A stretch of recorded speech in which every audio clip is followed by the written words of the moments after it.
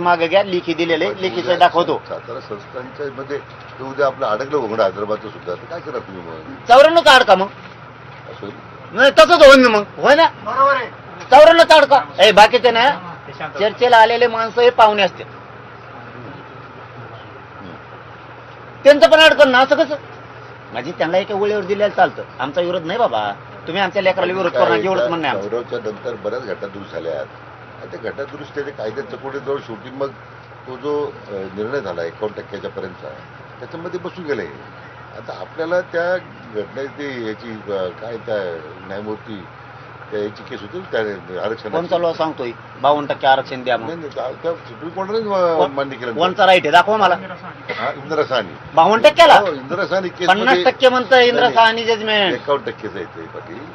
इंदिरा साहनी केसमध्ये काही राज्यांनी प्रयत्न करून पाहिलं सुप्रीम कोर्ट सॅकडाऊन केलं. इंदिरा साहनीचं जजमेंट सांगतंय 50%ची मर्यादा ओलांडायची नाही म्हणून आमचं 16% गेलं.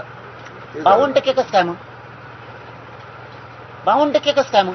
नाही आपण मध्ये आता ईडब्ल्यूएस का ईडब्ल्यूएसला भारत सरकारने 10% वाढून त्याच्यामध्ये आपल्या काही लोकांना संधी मिळून गेली ईडब्ल्यूएस मध्ये भारत सरकारच्या ईडब्ल्यूएस प्रमाणे. पण माझा मुद्दा काय आहे की इंदिरा साहनीचे जजमेंटमुळे आपल्याला इतकं बंधन आलेलं आहे. परंतु आता त्यासाठी घटनादुरुस्ती करायची काय करायची त्या देशभर तुम्ही सातारा संस्थांचा जी आर काढा, तुम्ही ते जी आर काढा, कारण आम्हाला आधार आहे. बिना आधाराचे जी आर काढता येत नाहीत. की महाराष्ट्रात देशात पहिला जी आर आहे मराठ्यांचा आधार घेऊन आहे. हैदराबादचा काढलेला तुम्ही यांचा एक प्रश्न होता बोलता बोलता हे सांगतो. पण मी तुम्हाला आणि फडणवीस साहेबाला श्रेय दिलं नाही गॅजेटचं. संपलं विषय. कारण ते मी ज्याचा त्याचा सन्मानच करतो त्याचा. त्यांनी काढलं नाही दिल्यावर मग त्यांना नको जापू तर कोणाला जापू. आता आता आता विषय इकडे आला पुन्हा की आमचे जी आर आधाराशिवाय निघले नाहीत आणि कायदा सांगतो आधाराशिवाय कोणताही जी आर काढता येत नाही. मग आम्हाला आता सातारा संस्थांचा आधार आहे. तुम्ही जी आर काढा. हैदराबादच्या गॅजेटनुसार तुम्ही तो आधार घेऊन काढलेला. मान्य न्यायालय ते चॅलेंज करू शकत नाही, काढून टाकू शकत नाही आधार असून.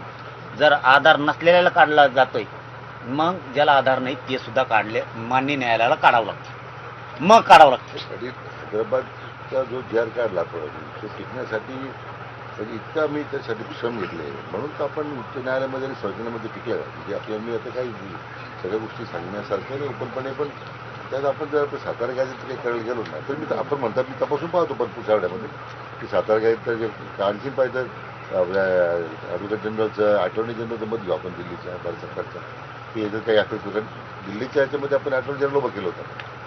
त्याच्यानं विचारून जर त्याच्या एकमेकावर परिणाम होत असेल तर काढू आपण सातारा गॅजेट सुद्धा काय अडचण नाही. याचं आपण फर्म नाही नाहीच काढणार असं नाही आहे.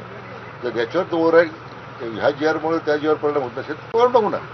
सरकार पण यामध्ये म्हणजे मुख्यमंत्री सुद्धा म्हटलं आपण काढू. फक्त एक कायद्याचे कुठं उद्या जर त्याला की याच्यामुळे त्याला स्टे मिळाला पुन्हा सरकारच दाखवू देणार की तुम्ही नीट पाहिलं नाही नीट. आम्ही कायद्यातच सांगतो ना साहेब, आधार असल्याशिवाय कुठल्याच गोष्टीचा जी आर काढता येत नाही.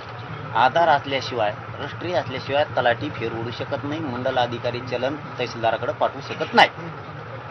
बरोबर तुझं म्हणणं आहे. तसं आधार असल्याशिवाय काढू नका म्हणत नाहीत आम्ही. सातारा संस्थांचा घ्या ना साहेब. ॲडव्होकेट जनरलचं आपण घेतो ओपिनियन. ईडीचंच म्हणणं तसं होतं. मग आम्ही काय केलं मग ईडीच्या बरोबर एक सिनियर काउन्सिल ओपिनियन असतो की कॉन्स्टिट्युशनल लॉयर जे सुप्रीम कोर्टामध्ये बिना आधारचा कसा टिकला म्हणा एजी साहेबाला. आपण त्यांना घ्यायला लावतो. हे बी बोला ना एजी साहेबाला म्हणा 94चा कसं काय टिकला. 1994 आधार बोलून आपण सातारा जी यांचे जे विषय आहेत ना 94 पासून 89 पासून 94 पासून यांचं एक यांच्याकडनं लेखी घ्या. त्याच्यावरती एक ओपिनियन मागू यायचे साहेब. आता ते ठीक आहे म्हणतात ते सांगितलं 94 पर्यंत करा वेगळ्या मुद्द्याचा मुद्दा आपला तो. पण प्रश्न सातारा गॅजेटचा मुद्दा जो आहे तो फक्त एवढे 4-5 दिवसाचा सिनियर काउन्सिल याला नियमावली ती लावल्याशिवाय आम्हाला प्रमाणपत्र व्हॅलिडिटी मिळणार नाही साहेब. तुम्हाला आत्ताच सांगतो ती नियमावली तुम्हाला 2001ची 2000 कायद्याची 2012च्या नुसार ती लावावीच लागणार आहे. तरच ते प्रमाणपत्र निघणार आहे. तरच ती व्हॅलिडिटी होणार आहे. नाही तर ते होत नाही. असं होत नाही. ती तुम्हाला 1921ची जनगणना त्याला लावू नये. 31ची लावू नये. 1800 पासूनच्या जे जनगणना झाल्या त्याही लावू नयेत. कारण जनगणनेत सुद्धा खूप मोठा डाटा आहे. आम्ही शिंदे साहेबाला सांगितलं होतं हे न्यायमूर्ती साहेबाला त्याच वेळेस. पण त्यावेळी आपल्या सूचना आपल्या झाल्यानंतर दिल्लीचा जो नॅशनल आर्किव्ह आहे त्याच्यामध्ये सगळ्या देशाचा डाटा असतो. नॅशनल आर्किव्हमध्ये जाऊन सुद्धा त्यांनी डाटा सोर्स केला नाही की कोणत्या नोंदी आहेत काय